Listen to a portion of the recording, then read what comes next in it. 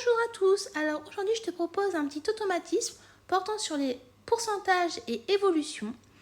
Je te propose donc de mettre la vidéo en pause afin de pouvoir faire cet automatisme et lorsque tu auras terminé, de mettre la fonction play afin de pouvoir voir la correction avec les explications. Je suppose que tu as eu le temps de faire cet exercice, donc nous allons corriger cela ensemble. On nous dit quoi? Entre les éditions 2017 et 2018, la fréquentation du festival La Nuit de Fourvière a augmenté de 10%. Donc ça veut dire entre 2017 et 2018, on a une augmentation de 10%. D'accord? Ensuite, on nous dit quoi? Entre les éditions 2018 et 2019, donc maintenant on va rajouter 2019, cette fréquentation a augmenté de 28%. Donc là, on a une augmentation de 28%. Cette fréquentation a augmenté de 28%. Ok. Calculez le taux global d'augmentation de fréquentation entre les éditions 2017 et 2019. Donc en fait, ce qu'on cherche à déterminer, c'est de là à là le taux global d'augmentation. Donc c'est ce qu'on cherche ici. Donc comment on fait? Donc comme tu sais, une augmentation, ça se traduit par un coefficient multiplicateur, par exemple pour entre 2017 et 2018, ça veut dire que là, notre coefficient multiplicateur, on va mettre CM1. Donc, je mets en bleu par rapport au pourcentage de 10%. C'est-à-dire qu'on fait 1 plus 10%. Parce qu'en fait, on a fait une augmentation. Donc, automatiquement, on va faire un plus. Donc, ça te fait 1,10. D'accord?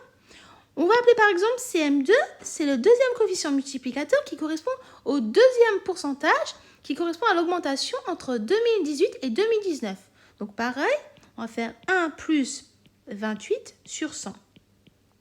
Et ça nous donne 1,28, d'accord? Parce que là, comme tout à l'heure, on a fait une augmentation. Ensuite, on va déterminer le coefficient multiplicateur global, c'est-à-dire on va chercher ici le coefficient multiplicateur global. Ça correspond à quoi? Ça correspond au coefficient multiplicateur 1 multiplié par le deuxième coefficient multiplicateur, CM2.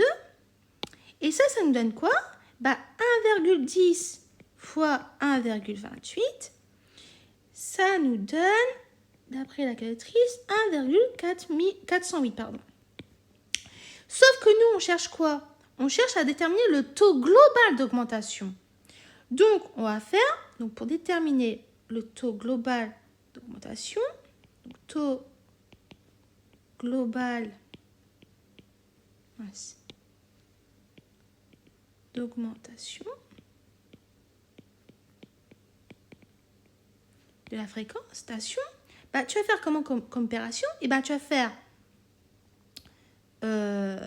le résultat qu'on a trouvé ici, donc je vais te le surligner, donc ce résultat-là, donc on va le mettre en vert pour que tu arrives étape par étape. Donc on va faire 1,408 moins 1.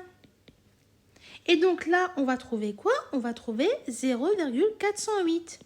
Et 0,408, ça correspond soit 40,8%.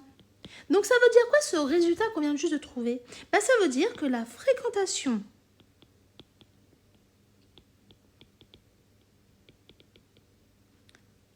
a augmenté de 40,8% entre les éditions 2017 et 2019. Voilà. Donc, n'oublie pas, tu t'arrêtes pas en fait directement à l'opération où on a calculé le coefficient multiplicateur 1,408. Non. Parce que là, il faut vraiment que tu fasses le moins 1. Pourquoi? Parce que tu sais très bien, lorsque tu calcules le coefficient multiplicateur dans le cas d'une augmentation ou d'une diminution, dans le cas d'une augmentation, tu fais 1 plus le taux de pourcentage. Et ensuite, si par exemple, c'était dans le cas d'une réduction, tu aurais fait 1 moins le taux de pourcentage. Et comme là, on avait calculé le coefficient multiplicateur global, Il nous manquait juste à déterminer le taux global. Donc, en fait, tu vas réduire de 1, d'après le cours. Donc, automatiquement, tu vas trouver un résultat positif. Donc, ça voudra dire qu'on a augmenté la fréquentation.